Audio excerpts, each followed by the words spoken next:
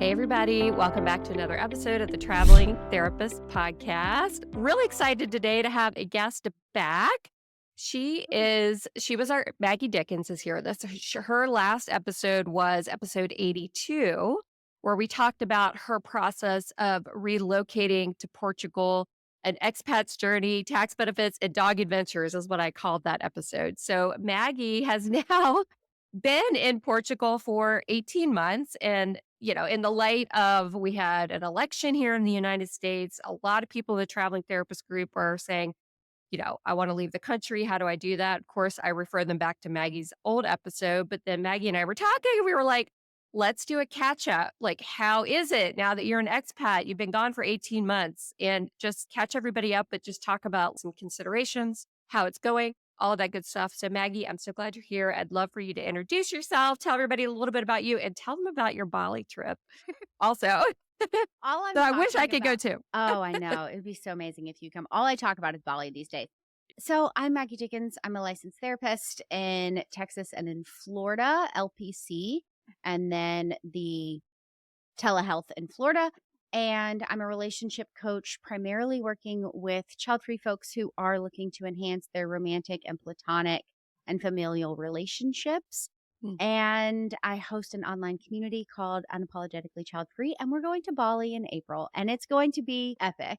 Every time you post it in the traveling therapist group, I'm like, oh my God, I want to go on that trip so bad. What's really interesting is living in Europe. One of the things that I have noticed is more and more, the conversation was always there about how Europeans holiday versus those from the United States. We're going to Bali for 7 nights. And then my boyfriend and I are going to do a night in Vietnam and then a couple nights in Cambodia on the way back to Portugal. Oh, nice. And I'm so excited about this. This is 2 weeks away from work and this is going to be great. And if anybody's ever hosted a retreat or anything like that, you know that I'm not going to be, Bali's going to be fun, but it's going to be work. Yeah. And people are like, why aren't you just taking the month? That's such a long travel to get to Bali. Just take the month. Or you and I have talked about, being traveling therapists. We're able to bring our computer, bring our work with us. And people are saying, why not just spend more time in Cambodia or something like that? And it's such a hard switch to go from that United States mindset of work looks this specific way, work has to be this kind of way, vacation or holiday or travel. I think of those as 3 different things. That looks very different. And so even 18 months in, I'm still struggling with what a true vacation looks like or what a true holiday looks like. Oh my gosh. I hear you. Before we hit record, I was just telling Maggie, like my boyfriend and I, we just got to Florida like late last night after so much driving. And we were both like, we are just fucking done with this. Yeah. So exhausted because I mean, Yeah. you're so right. Like for me, there's no transition. It's like we are traveling, we are living, I am working, and this is every day of my life. And every week almost we're moving to a different place. And it's like that concept of slow travel and just slowing it down. Let's just do like 3 months at a place for a while is so appealing to me right now because I am burned out Yeah. trying to do all that, trying to work and like hop on the computer and a new Airbnb like this is a brand new place. The setup, the lighting, everything's different. It's like Yeah. such an adjustment, it's exhausting. I remember when you started, and I think you were 2 weeks at a time, and I told you, I was like, there's no way. The way my brain works, and like my boyfriend and I have even talked about like what happens after Portugal. And so for those who haven't heard the first episode, Yeah. I think it was like almost an hour long, something like that. And I barely cracked the surface of like what it takes to actually move over here.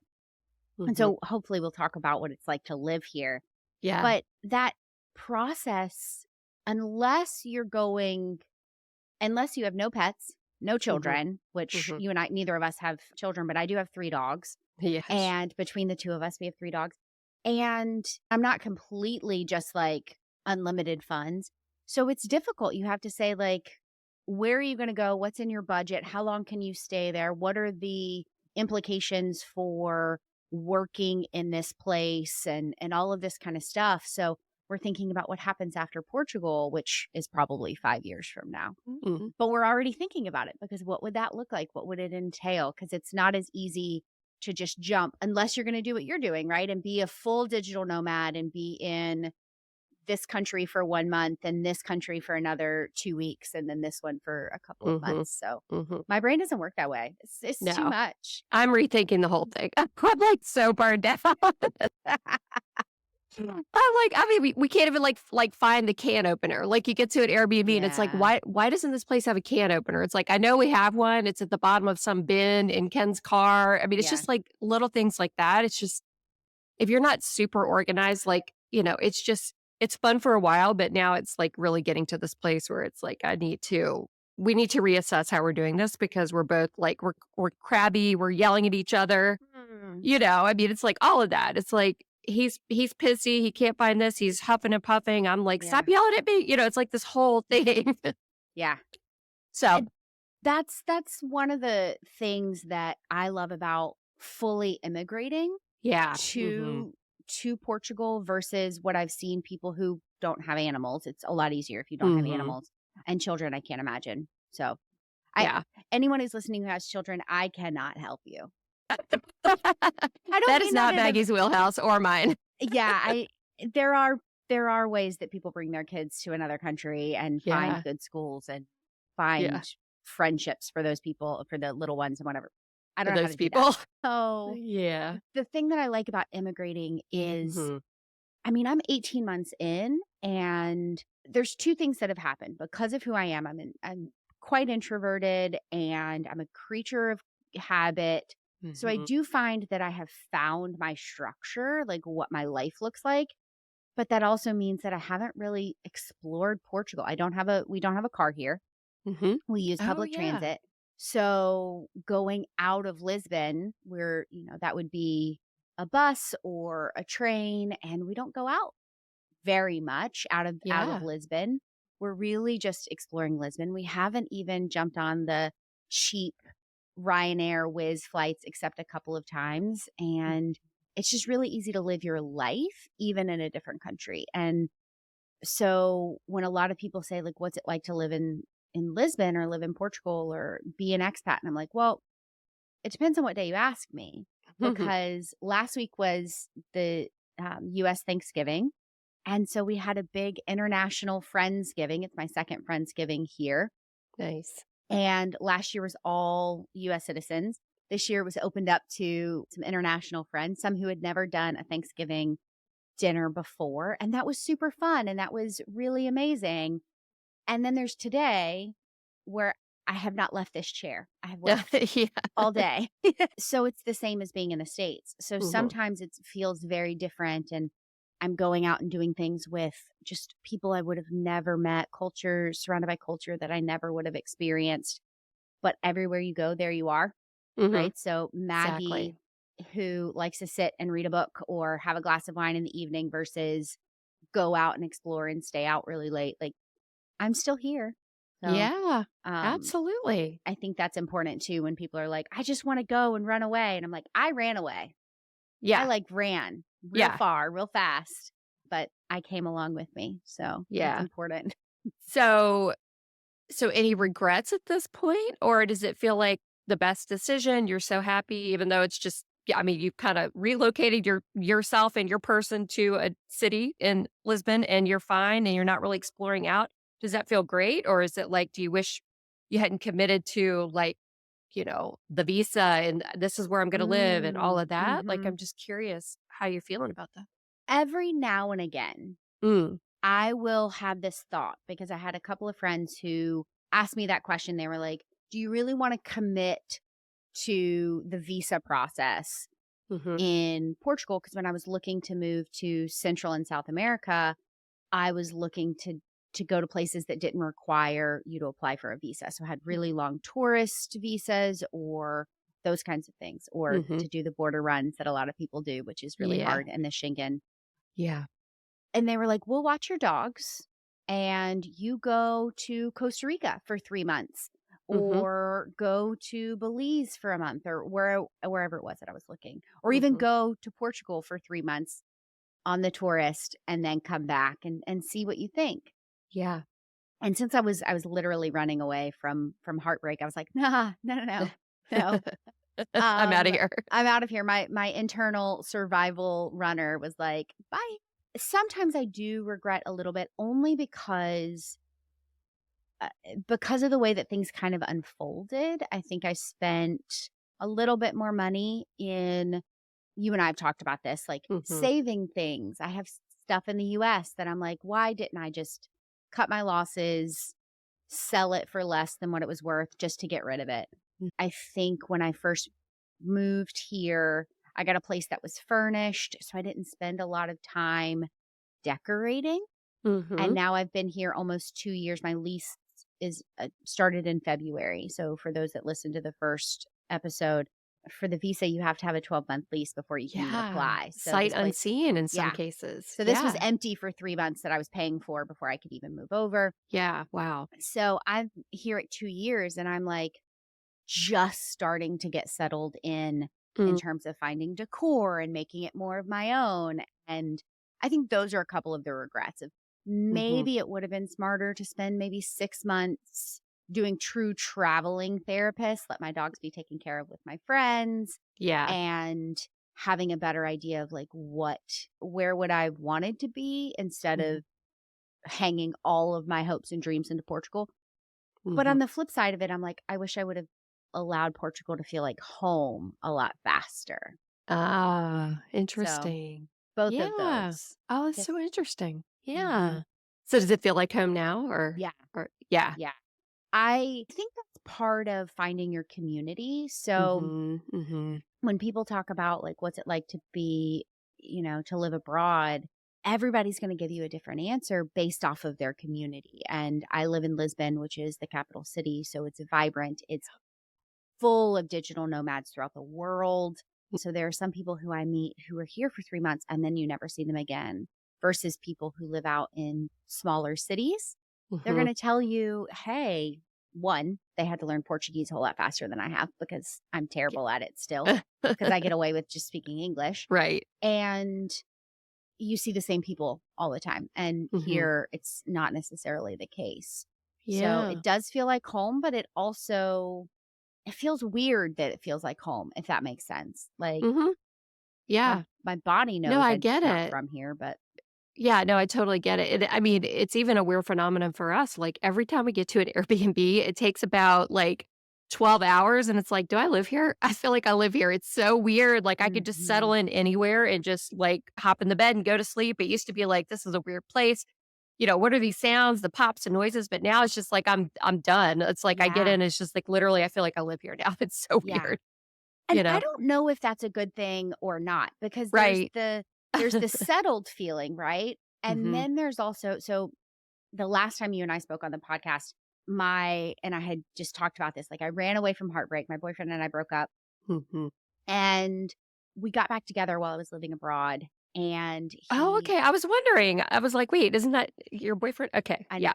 We It's might like a have to have an Hallmark whole movie. episode about that. What It's like happens a in Maggie's life? It's a full Hallmark movie that ended very Hallmark-esque where he moved over, Oh, okay. and Nice. kind of uprooted his whole world, and one of the I think there's 2 things there. One, because he went through I helped him with the visa process, which Mhm, was a different visa. I came over on what was called the D7. That was back then, you could come over on active income as long mhm, as it wasn't actively earned in Portugal. So my US-based income counted as non-active income. mhm. Now they have a digital nomad visa, which is what, you come over if you have active income. Nice. And so that's what my boyfriend came over on. And so I think the time feels a little bit shorter that I've been here because I did the visa process twice. I Mm, helped him settle in. So there's been settling in twice. There's been unpacking and packing twice and yes. all of that. And I think one of the difficulties of like getting settled in really fast is Mhm, like I said, where so this is a skylight and I'm sitting underneath the skylight and I'm looking at the trees and I'm looking at the sky. And if I stood up, I could see a couple of historic landmarks. And it's just so normal that I think I'm mhm, getting a little bit immune to it mhm. versus he's still so new. He's 6 months in Yeah. and he wants to go and see. And he's like, "What's that building and what's going on here?" And he gets a little bit of that culture question of like, what's happening is, Mhm. and I'm just like, "Oh, that's a very Portuguese thing to do or say," or "That's very Lisbon," or "Oh, yeah, that's been there," right? Yeah. And I think some of the newness has worn off, which I don't know if I like, Mhm. you know? I totally get that. Like, for 2 years, right, when COVID hit and everything, we were living on in Hollywood, Florida, on the ocean front. Our condo overlooked the ocean. Every morning, we woke up in the bed and, had this beautiful view. And at first, it's like, "This is amazing. Oh my god." Every day you wake up, it's like, "I can't believe I live here." And then a year in, it's like, you don't even look out the window anymore, Yeah. It's like, Mhm. I'm literally have a gorgeous oceanfront view near Yeah. almost South Beach, in Florida, Yeah. Miami. And it's like, you get immune to it, Yeah. and it's I don't know if it's a good thing or a bad thing because, like, we'll live in a place for a couple of weeks and we're like, "Okay, we're done. We've seen it, been there, done that. Let's go. Let's go to the next place." So it's like Mhm. almost like it desensitizes you to ever being able to just be like stable in one place forever. Because it's like the thought of that seems so boring to me now, you know? Well, that's interesting. Like, for Yeah. me, I'm such a homebody that, Yeah. like, the idea of staying put sounds lovely. I just think Mhm. about, like, how can I have the best of both worlds? I like the idea that Portugal is my home. I've gone back to the States now several times because of helping my boyfriend move over and then going back to see family. Mm. And when I go back to the States, Mhm. there's definite reverse culture shock. I immediately don't feel as safe as because I picked a very safe country to live in. And because it feels like home and because I have that Yeah. United States productivity brain, that millennial gold star seeking achiever, parts of me that it's hard for me when I see, like, a Wow. really cheap flight to go to, like, Bordeaux. I constantly am seeing Ryanair flights for, like, €30 to Mhm. go to Bordeaux, France, but often, to get those, you're flying, like, Tuesday to Thursday or something Mhm. like that, which as a traveling therapist, no big deal, but in my brain, Yes. I'm like, "I just wanna go on," like, I wanna go visit Bordeaux. I don't want to work Mhm. there.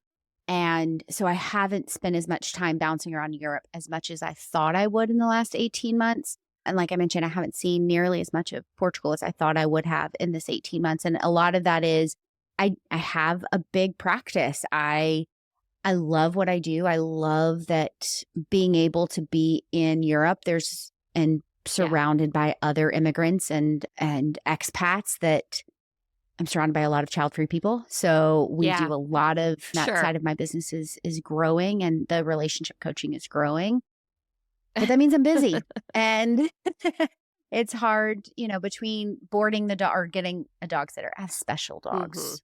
So, getting a dog sitter and all of that, it's hard to Yeah. just pack up and leave for a couple of days, but we're hoping to do more of that after Bali. So, after the Bali trip, we hope to do more of that. Yeah, that's so interesting. I mean, I think I talk about it on this podcast some, but like this idea of if you're a traveling therapist, you're going to go to each new place and it's like, oh my gosh, I'm going to see all the historic sites. I'm going to do all the hikes. I'm going to see all the cool places, but then you get to these places and really maybe I'll do one thing, and it Yeah. took me a long time to like, I'm actually just living in these places. I'm still working like a lot. I work too much. Yeah. And then Feel you. the boyfriend's, like, semi-retired, so he's got all day with nothing to do, so it's like a whole thing, and then accepting that, like you said, "Okay, I'm not gonna be able to go to Bordeaux right now because it's just not in the realm of possibilities, really." So accepting the fact that even though I'm, like, in a different place all the time, I'm not necessarily, like, living this, like, tourist lifestyle where I'm doing all this really cool stuff. It's Yeah. still,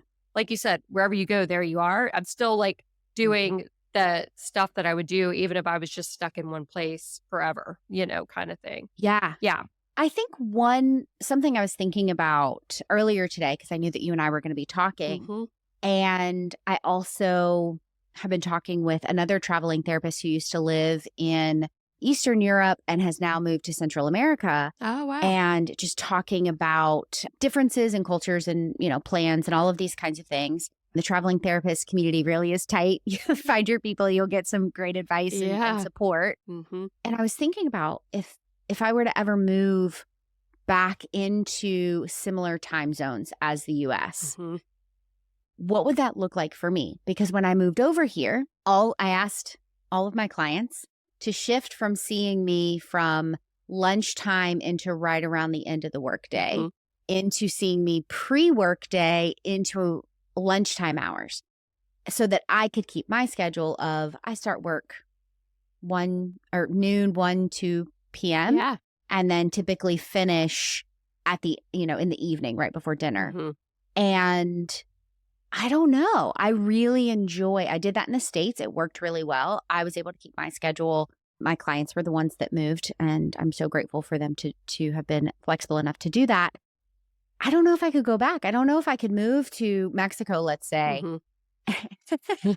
And then I'm like, I have 6 a.m. clients? No way. Yeah. My brain doesn't work at 6 a.m. No. Like I think that would be a big transition of Mhm.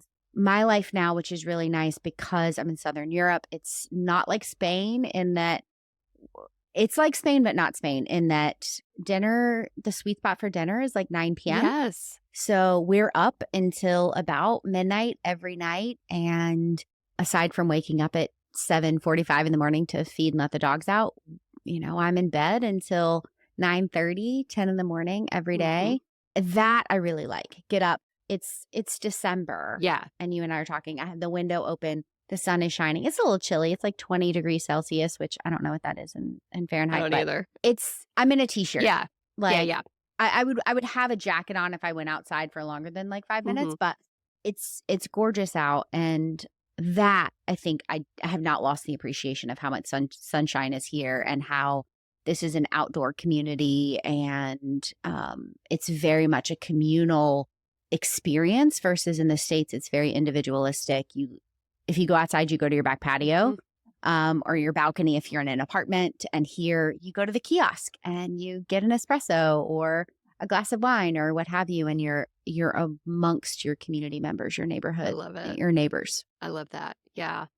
And that really is something to think about. I mean, if you're moving frequently within large time zone differences, like maybe Portugal to Mexico or something like that, like either you're adjusting or you're going to have to readjust your whole caseload to adapt Mhm. to wherever you're living, which is a Yeah. big deal. I just built this really cool thing. I haven't released it yet. You're hearing the first this Ooh. cool GPT, chat GPT. I'm obsessed with AI, a time zone converter for traveling Oh. therapists.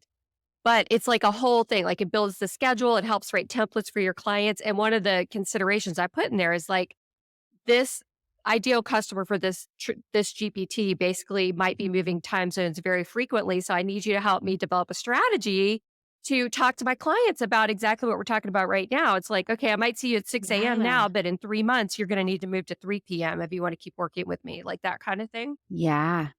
So this Yeah. thing is so sophisticated, it's really gonna help, like, traveling therapists navigate that Oh. whole thing, and I haven't released it yet, but it's probably next week I'm gonna release it because 'cause I'm super excited. It's part of the portable practice method, just plugging that while I'm Oh. talking about this episode. It's I a love tool this. within my new course that I'm releasing in mid-January, so I'm super excited about it. I think that's amazing because we do see in the traveling therapist space or even in just the digital nomad space or anyone who's working, anybody who's working stateside Mhm. here, people are often talking like, oh, what are your hours? And because I own my own business, I don't work a full 9 to 5 East Coast or, central time zone. So I have that flexibility. I do know people who are technically supposed to be working until 11 p.m. Mhm. midnight doing their whatever job for Mhm. their corporate life. And I do know a couple of therapists who have Pacific time zone clients. And so for them, they really do work a little bit later into the evening Mhm. and that works for them. And I thought that would work for me too. I had some evening clients when I first moved here. I now have 1 day a week Mhm. where I see one client at 4 p.m. and one client at 5 p.m. Central Time. So that's 10 and 11 p.m. my time. Gotcha. That is 1 day a week. Yeah. It is on Wednesdays and it just fits into my Mhm. schedule instead of, I think I was doing it 2 or 3 days a week when I first moved because I was like, what does it matter? Yeah. I'm going to eat dinner, I'll go see a client, and then I'll go to bed. Like, Yeah. no big deal. I'm up that late anyway. And I would really recommend anyone who's thinking about, like, oh, I'm going to just work later hours because I'm already a late night person. Mhm. I am a late night person, but my brain also shuts off. Yeah. So I have to realize, like, one of the things I'm really good at in the morning Mhm. is I'm good at computer work Mm. in the morning. Mhm. So that's what I do when I wake up is even though I'm not working with clients until, 2 PM, let's Yeah. say, probably starting around 11:30 noon, I'm on my computer doing admin work or doing marketing stuff for the unapologetically child-free community. That takes a lot of my admin time, Yeah. to be I honest. My understand. my my practice doesn't it's kind of a well-oiled machine at this point, thanks to your guidance and Amber Lida and, others in the community. And because of that, I Mhm. can't work from noon to Yeah. midnight with, like, a couple of gaps. That's that overworking Mm. that you were Mm. talking about that instead, yes, I can be up until midnight, but I wanna be reading or watching a movie or taking a walk with friends or journaling because that's the capacity my brain has. And I really encourage anyone who is in this place of like, "Oh, no big deal." I can see a client at midnight my time, whatever your time happens to Mhm. be, really ask yourself how sustainable is that? Because I really did recognize that I wasn't giving my that one client the best I could give, which is why we started to shift some things around and Mhm. got some people moved so that I could really give my clients the best experience that they could have and not just let time zones impact their therapy. Absolutely. Yeah. So important to think about. Now, I think people might be interested in this part too. Like, so your boyfriend decides, okay, y'all had this Hallmark movie moment. He decides, I'm gonna sell everything. I'm coming Yeah. too. We're meant to be together, I guess. In my mind, that's how it goes. Yeah. So, what does he do? I mean, like, what is his job? Does he have like a corporate job? Does he have to do 9 to 5 back in like the central time zone or wherever he was from? Like, and then how do you guys navigate like in your apartment? Is there room for you to both be working at the same time? Because I know Ken and I, like, he's got a thing later today he's got to do online, and I'm like, I've got something too. I'm gonna go out on the porch. Like, how's that Yeah. whole thing go now that he's moved over there and he's got a different time zone and all of that? He was doing some freelance before he moved over. So he had started working towards being able to work over here Okay. about 5 to 6 months before he actually moved over. So he left his corporate job and went freelance because that was a little bit easier in terms of the visa process. Just from Portugal's tax point of view, you don't want to be a W-2. Mhm. You want to be a Oh, 1099. yeah. Just kind of keep that in mind if you're interested in Portugal or anywhere. Hmm, You want to not just your immigration requirements, but also your tax implications in each place. interesting. And then so he does a lot of computer work. He doesn't have in-person meetings. He doesn't have phone calls. He does a lot for my business as well. He has a business background. He has transitioned to working as like my business manager and does a lot Nice. in that respect. So he doesn't have to worry about conflicting times with like a meeting at the same time. Mhm. And we are in a one bedroom, so we are able to have like I work from my bedroom Yeah. and he is in the living room and there's a couple of doors between us and those kinds of things. Mhm. So it's we're able to maintain that bit of separation.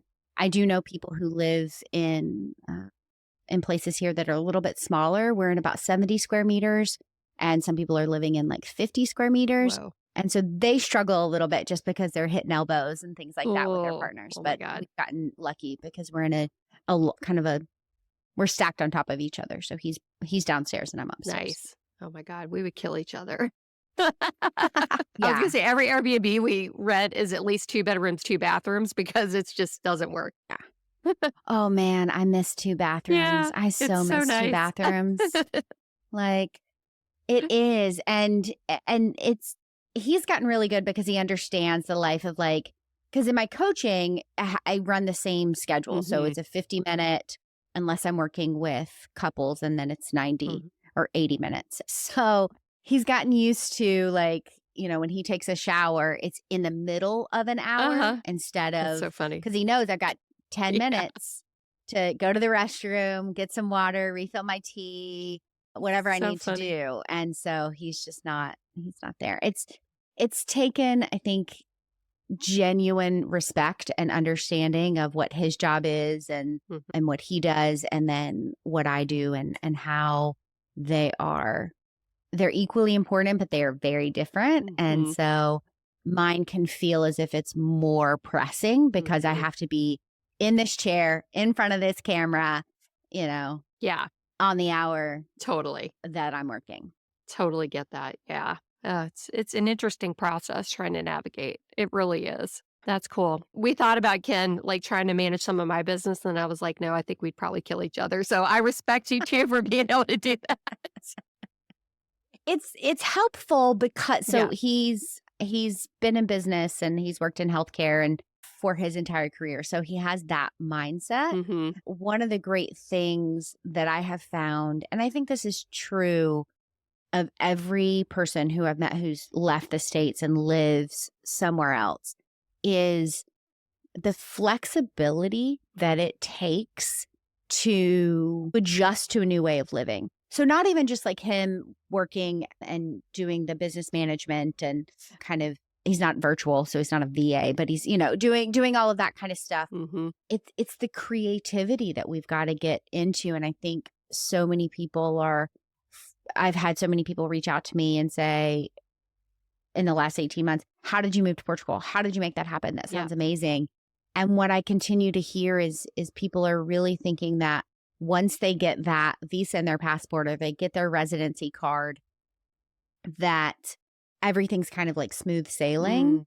Mm. And I just also I ask people like, is your life in the States smooth sailing? Yeah. Like, Good point. no, like you have to go to the DMV. Do you want to go to the DMV? No, I don't either. Not in Yeah. Portugal. Right. Like I don't want to. Do you want to deal with the IRS? No, I don't want to deal with the IRS in either country, but I have to. Yeah. Do you, for those that have cars here, like getting car insurance, like you still have to do those things. I rent here, so I still have, conversations with a landlord if this is going on or this is going on. People who have bought, they've had to deal with, oh, wow, this house is 100 years old. So we've Ugh. got to renovate this and renovate that. It's the same. I don't want to say living in Europe is the same as the States because, in my personal opinion, it's way better. Mhm, But there are things where I think we over romanticize. mhm. And what I find and I've talked with people about the success rates of people who move abroad Mm, for things other than business. mhm. Like they're really immigrating to a new country and they go through the process of the visa and blah, blah, blah. The success rate is not super, super high. And a Interesting. lot of it is there's this just comparison to the home country, whatever that home country is, of it's not like the US, it's not like the US, or it's not like Australia, or it's not like England or something like that. And Mm, of course not. That's why we're here. right. That's the there, point. there are these differences. Yeah, there are these Mhm, differences. Are there pieces of the US that I really miss and that I would love to see implemented here in Portugal? Absolutely. mm, But I knew that those were things that I was giving up, and the pros outweighed the cons, and keeping in mind that I was frustrated with general bureaucracy and the way that people, the way that the world worked in the States. mhm. And sometimes I get the way in Portugal too. And it's not unique to being an immigrant. It's not unique to, living abroad. It's just kind of life stuff where you're like, man, rent keeps going up, or, oh man, I'm stuck in traffic, or, oh man, I can't get reservations at my favorite restaurant, or, these kind of first world problems. Mhm. Yeah. Oh my gosh, so many good, like, points that you're making here. Trying. I think it would help people to hear the other side of it because even your first episode around moving, it sounded really frustrating, but so exciting too. Like you said, Yeah. like, I've got everything in place. It's good. I'm good to go. But then, like, actually, yeah, it's not as romanticized as you think it is. It's still real life. You still have to be an adult. You still have to work. You still have to figure out all that stuff. Yeah. Yeah. Yeah. And I absolutely love it here. Like we're recording on a Wednesday. I do have my late night clients this evening, but I also was in bed until like 10:30 this Yeah. morning. And yes, I could have done that in the States. And there I don't know, it's easier to give myself permission Mm. to be living slower, being less productive. I'm not great at hustle culture. I Mhm. get very anxious about it. I mean, no, let me say it this way. I'm great at falling into hustle culture, Mhm. and I'm not great at living in Yes. it. I don't do well in the pool of the hustle. I Yes. need to be, Out of it. further out in the calm land. Mhm. And this country really, really helps. And meeting other people from other countries. One of the great things is one of the great things about being here is I now have this group of friends from all over the world that I hang out with on a regular basis. When I was in the States, I had a few friends that were living in other parts of the country or the world, but they were all from the US. Yeah. So hearing about what it's like for my friends who are from Austria and Italy and Australia and India and England and France and the Netherlands and Sweden, these were just people that were at Oh Friendsgiving. my Like gosh. Yeah. it opens up all of going back to that creativity of like, oh, this is what life could look like. Oh, there's Mhm. another example. Maybe I like what you're doing, or maybe I like what you're doing instead of this, like, especially for therapists. I don't know if you ever fell into this, Kim, at any point of like, this is the path. Yes. You go to undergrad, graduate school, Yep. work, work unpaid for your internship, Yep. and then you just either are in a group or a hospital, or maybe you get a private practice Mhm. if somebody doesn't talk you out of it. Yeah. And then you just do that until you retire. Exactly. And here I'm learning about so many different ways of what your life can look like. And that I find inspiring. That I love. That keeps me Love that. motivated and going. Love that so much. Oh my gosh. I feel like I could talk to you like for 4 hours. We're almost out of time. I know. I know. We should just do this more We should often. once a week with Kim and Maggie. Yeah. Well, you have a Something like that. podcast too. For those of you that are I child do. free, unapologetically child free, she has a podcast around Mhm. that too. So how do people work with you, talk to you, learn more about what you do? Tell them all the places. The easiest place to find me if you want to hang out with me well, I should say this. The best place to find me is Instagram. So you can find me at childfree_communities. And that is going to be all things relationship coaching for the child free. Also, our free meetups that happen throughout the world. I've got a couple chapters in the US and in London, here in Lisbon. And then we also have our paid vacations and our virtual meetups and all of those kinds of things. So just find me on Instagram and then all the links will be there. It's the easiest Love thing. it. If Instagram isn't your thing, you can always go to unapologeticallychildfree.com/Bali and just learn about it and navigate around the website. Well, thanks so much for being here. I really appreciate it.